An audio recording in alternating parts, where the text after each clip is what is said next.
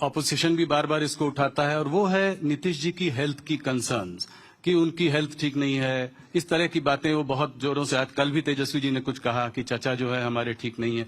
तो इसको आप कैसे देखते हैं? क्या आपको लगता है कि जिस तरह से वो इस तरह की बातें कर रहे हैं, क्या एक सिंपैथी फैक्टर भी इस चुनाव में दिखाई दे रहा है आपको नीतीश जी के फेवर में? देखिए, जहां तक हेल्थ का सवाल है, नीतीश जी मेरे हिसाब से, मेरी जानकारी के हिसाब से रोज 4 सभा कर रहे हैं, सबके बीच में जा रहे हैं। 4 सभा करती है तो मैं भी करता हूँ। 3 मंजिला ऊपर चढ़ना पड़ता है, उतरना पड़ता है जी, और कम से कम 2.5 किलोमीटर 3 किलोमीटर चलोगे तब 4 सभा कर पाओगे। कहाँ हेल्थ का सवाल है? और लालू राबड़ी के हर सवाल का जवाब नीतीश जी दे रहे हैं, परंतु वो भ्रांति खड़ी कर एक छवि खड़ी कर इससे बाहर निकलना चाहते हैं। महागठबंधन में सीट शेयरिंग को लेकर काफी दिनों तक जो है लड़ाई झगड़ा चलता रहा। बहुत देर बाद वो लोग जाकर किसी कंक्लूजन पर आ पाए। उसके बाद जो है ओवैसी जी ने कहा कि जो है 2% वाला डिप्टी सीएम बनेगा, 12% वाला सीएम, और जो 18% वाला है वो दरी बिछाएगा। तो क्या इसको आप कैसे इसको देखते हैं इनके? नहीं, मैं तो बहुत बारीकी से देख रहा हूं विगत 5 महीनों से। इनके गठबंधन के अंदर कोई मनमेल नहीं है, मजबूरी से बना हुआ गठबंधन है। कोई रूट कर 2 महीने तक आता नहीं है, विदेश चला जाता है। कोई रूट कर प्रेस कॉन्फ्रेंस ज्वाइन करने की ना बोलता है तो उसको डिप्टी सीएम का झुनझुना पकड़ा देते हैं। और सीटों के बंटवारे में भी इतने झगड़े हुए हैं, अंत तक एक लिस्ट ये महागठबंधन नहीं घोषित कर पाया। हमारे गठबंधन ने, एनडीए ने पूरी लिस्ट की सूची एक साथ घोषित कर दी, कहीं पर कोई कंफ्यूजन नहीं।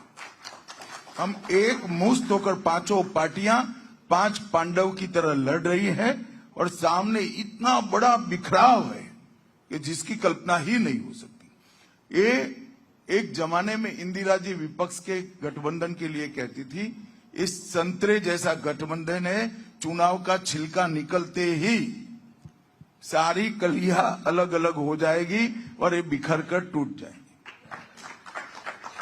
आज आपने भी दरभंगा में पीएफआई की बात करी, और आपने कहा कि जो है लालू जी जो है नहीं चाहते हैं कि इनको अरेस्ट किया जाए, इनको जो है बैन किया जाए। तो क्या ये जैसे जैसे चुनाव पास आता है तो क्या इसकी वजह से ये पोलराइजेशन की ओर बढ़ रहा है? नहीं, पोलराइजेशन क्या है? आप मुझे बताओ कि पीएफआई जैसी संस्था जी किस धर्म के अनुयायियों ने बनाई, इसके आधार पर चलनी देनी चाहिए क्या? हमारा नीति स्पष्ट है, जो देश के टुकड़े करने की बात करेगा, देश के खिलाफ काम करेगा, वो कोई भी हो उस पर प्रतिबंध लगा दिया जाए और जेल की सलाखों के पीछे ढेर सारे लोग गए हैं जी। इनकी राजनीति ही ऐसी है कि देश की सुरक्षा के लिए उठाए हुए कदमों को वो हिंदू और मुसलमान के तराजू में तोलते हैं। ऐसा नहीं करना चाहिए। देश की सुरक्षा किसी धर्म के साथ जोड़कर देखना ही अपने आप में एक बड़ा गुनाह है। लालू जी कहते हैं कि पीएफआई के संग हो रहा है जो आरएसएस के संग होना चाहिए। अब लालू जी को क्या बताएं, वो राहुल जी तो नहीं है, मगर अपने फायदे के लिए कुछ भी बोल देते हैं। वो राजनीतिक स्कोर करने के लिए ऐसा बोलते हैं, उनकी वोट बैंक को एड्रेस करने के लिए बोलता है। उनको भी मालूम है आरएसएस क्या है और पीएफआई क्या है।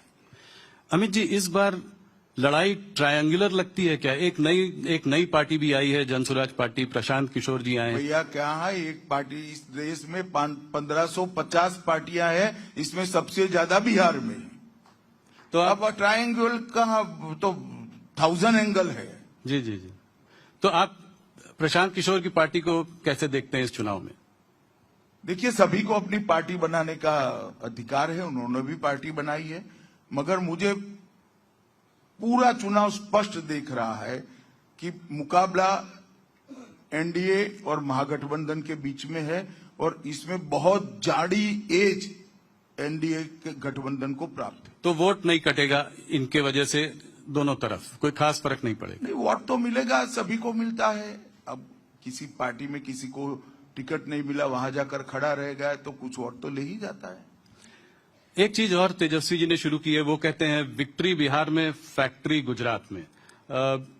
प्रशांत किशोर भी कह रहे हैं कि जो है बुलेट ट्रेन गुजरात में चलती है, पैसेंजर ट्रेन जो है बिहार में चलती है। तो इस तरह के जो चुनाव के समय में जो इस तरह के बयान आ रहे हैं, इनको आप कैसे देखते हैं? ये चुनाव के समय के ही बयान है। मैं लालू प्रसाद यादव जी को पूछना चाहता हूं कि बरौनी का कारखाना किसके समय में बंद हुआ? उनके गठबंधन के समय में बंद हुआ, जो मोदी जी ने चालू किया। जी। इतने सारे इथेनॉल बनाने के कारखाने किसके समय में लगे? मोदी जी के समय में लगे। पेट्रो रिफाइनरी किसके समय में आएगी? मोदी जी के समय में आएगी। पीएम मित्र पार्क, जिसके अंदर हजारों करोड़ का इन्वेस्टमेंट होगा, टेक्सटाइल पार्क बना, वो किसके समय में बना? मोदी जी के समय में बना। और ये सारा बिहार का इंडस्ट्रियलाइजेशन जो बंद हुआ, वो किसके समय में बंद हुआ? लालू जी के समय में बंद हुआ। कानून और व्यवस्था के चलते बंद हुआ। नीतीश बाबू ने 20 साल तक कानून और व्यवस्था अच्छा सुधारा है। मोदी जी ने पहले इंफ्रास्ट्रक्चर को सुधारा, अब बिजली के कारखाने लग रहे हैं और अब उद्योग भी यहां आ रहा है, आईटी पार्क भी यहां बन रहे हैं और अच्छे एजुकेशनल इंस्टीट्यूट भी यहां बन रहे हैं। जी।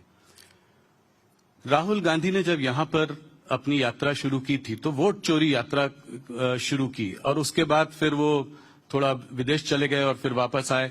वोट चोरी कितना बड़ा मुद्दा है? क्या आपको लगता है? उनका कहना यह है कि महाराष्ट्र और हरियाणा का चुनाव जो है आपने चोरी कर लिया उनसे, और बिहार में भी अब आप ऐसा ही करने वाले हैं। मेरी तो कई बार समझ में नहीं आता कांग्रेस पार्टी कैसे सोच रही है। अब कर्नाटक का वो कुछ प्रेजेंटेशन बता रहे थे। कर्नाटक में सरकार किसकी है? कांग्रेस की। कांग्रेस की है। तो क्या उन्होंने भी वोट चोरी करा है? हिमाचल का भी दिखा रहे थे। जहां तक बिहार का सवाल है, वोट चोरी का यात्रा इसलिए निकाला कि यहां से चुनाव आयोग के अभियान के कारण मतदाता सूची से घुसपैठियों को चुन चुन कर बाहर निकाला जा रहा था। मैं बिहार की जनता को पूछना चाहता हूं कि बिहार की मतदाता सूची में घुसपैठियों का स्थान होना चाहिए क्या?